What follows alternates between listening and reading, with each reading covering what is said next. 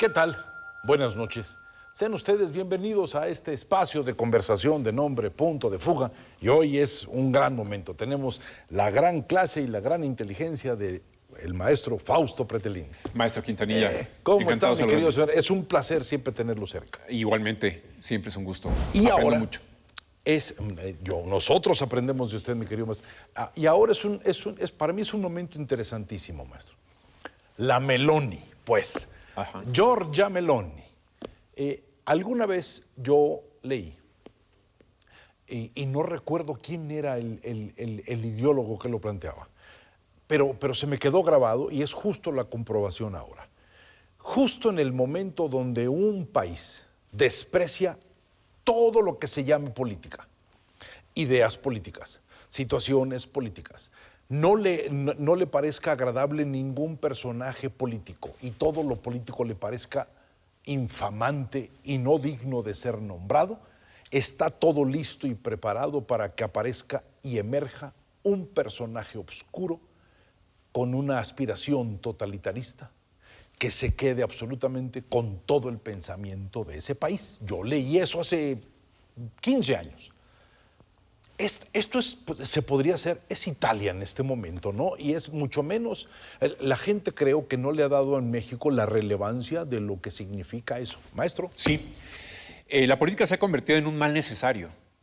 La democracia ha llegado a ese nivel, ¿no? Es decir, la sociedad, la gente en general, Italia en particular, ha llegado a un cierto hartazgo de la clase política.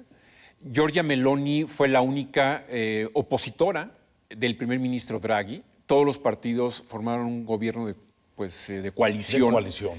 De concentración, ¿no?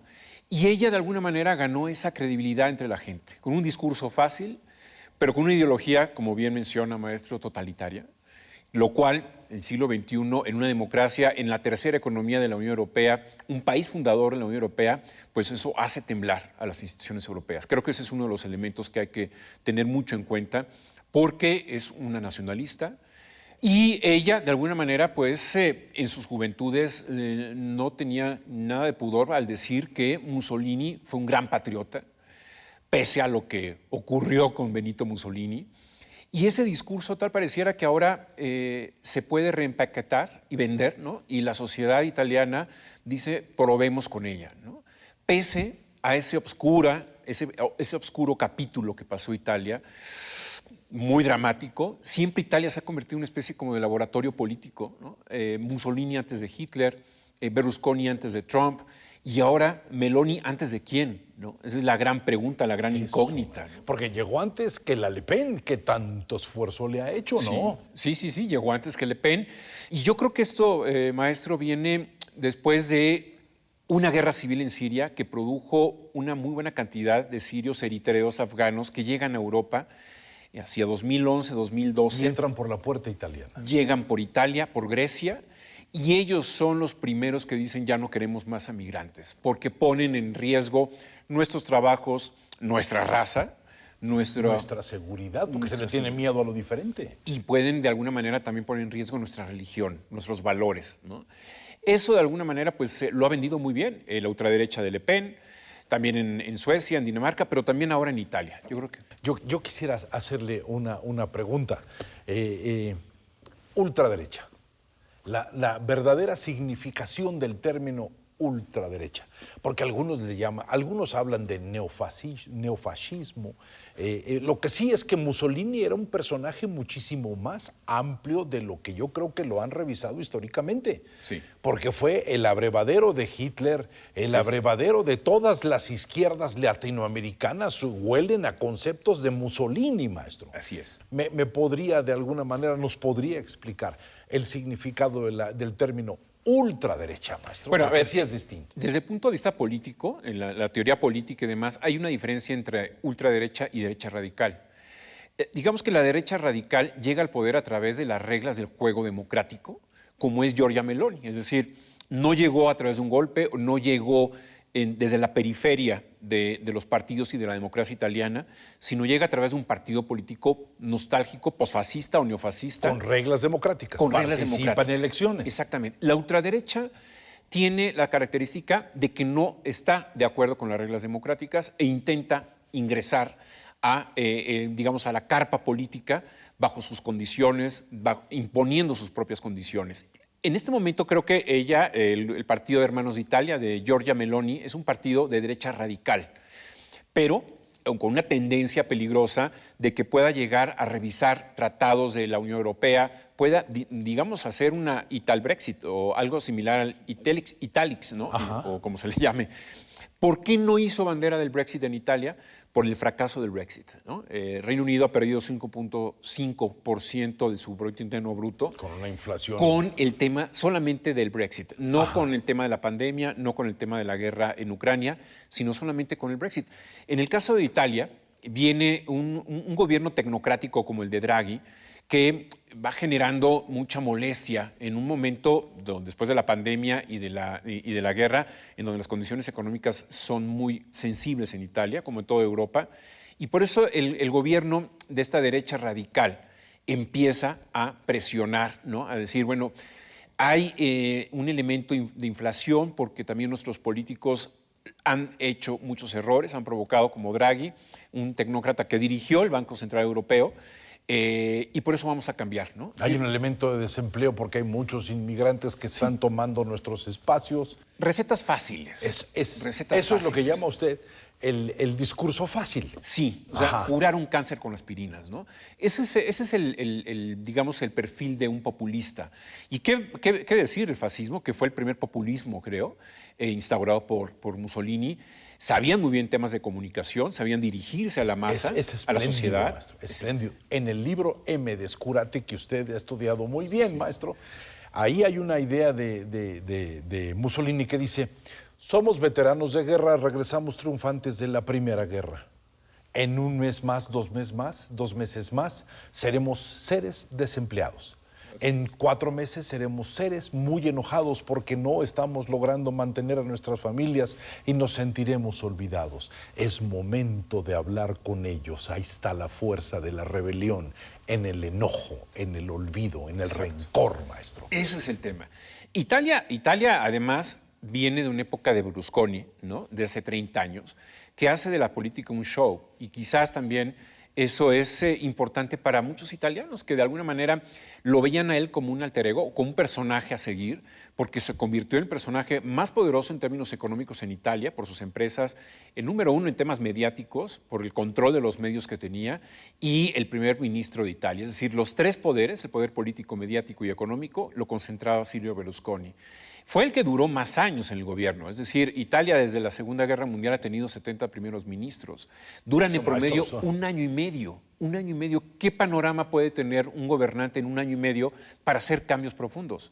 Ninguno. Oiga, mi querido maestro Fausto, la Meloni afecta a toda esta parte de la Unión Europea, con sus consignas, la tercera economía.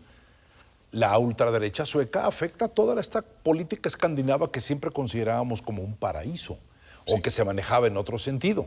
¿Sí? Así es. ¿Qué sigue, maestro? Porque esos son 2 puntos que pueden provocar graves problemas económicos.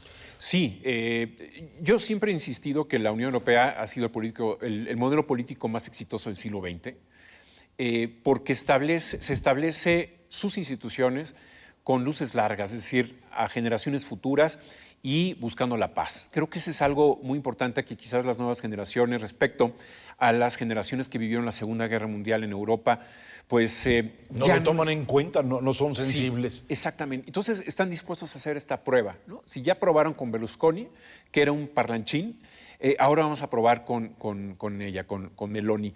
Y la Unión Europea creo que es digamos que el órgano, el ente que corre más riesgo en estos momentos. Es decir, si cae Italia, cae la Unión Europea, y lo saben muy bien. No es lo mismo que cayera o que obtuviera el Brexit Reino Unido a que Italia salga de la Unión Europea. Ese es el gran dilema, el gran riesgo y lo que tiene que prever ahora la propia Unión Europea. En Italia empezó Europa, maestro. El concepto de Europa empieza con el Imperio Romano. ¿Sí? Correcto. Entonces es otra cosa. Ahora, maestro, viendo el punto peculiar que sucede en este momento en Europa, que la situación debe estar preocupante en términos políticos, Kolakowski un gran filósofo polaco, hablaba de que la Unión Soviética era un sueño mal fundado, era una mentira, que ellos habían decidido de alguna manera o tener el poder y perder al pueblo, o perder al pueblo y tener el poder. Decidieron lo segundo, perder la consistencia del pueblo y tener el poder. Sí. ¿Qué pasa con estas izquierdas latinoamericanas que empiezan a brotar por ahí, que de repente uno no acaba de entender cuál es, hacia dónde van, maestro? Porque se tocan, ¿eh? Sí, sí, sí. Mire, yo creo que a diferencia de Europa, en América Latina no hay unión, no hay cohesión, no hay solidaridad. Cada país es competidor del otro país. No hay un ente supranacional. A veces los que son muy nacionalistas o hipernacionalistas dicen no queremos entes supranacionales porque no podemos ceder soberanía.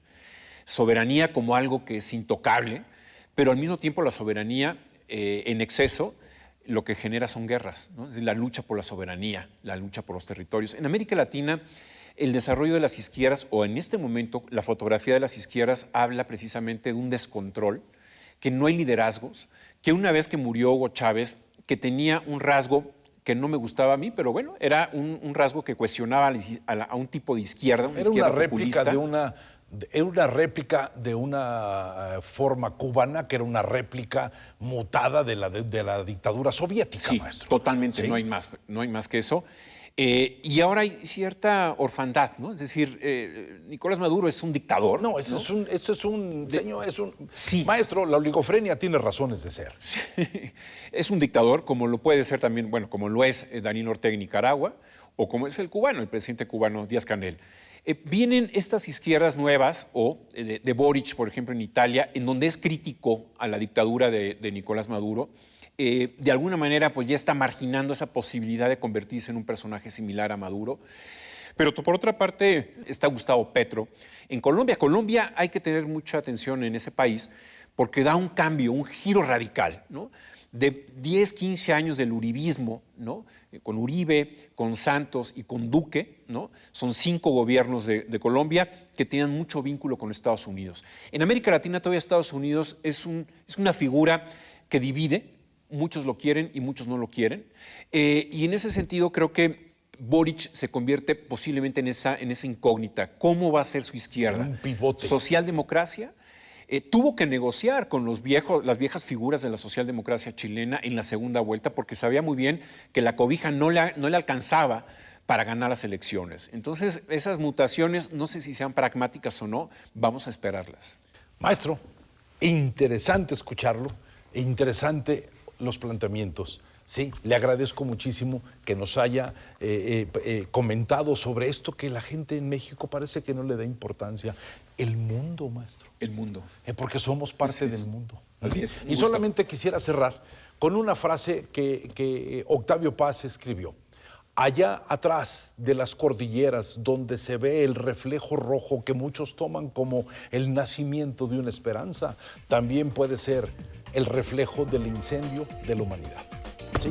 Maestro, es un placer. Al y nos contrario. veremos aquí. Este es su programa, maestro. Siempre aprendo. Y nos veremos aquí el próximo sábado en este espacio de conversación de nombre Punto de Fuga.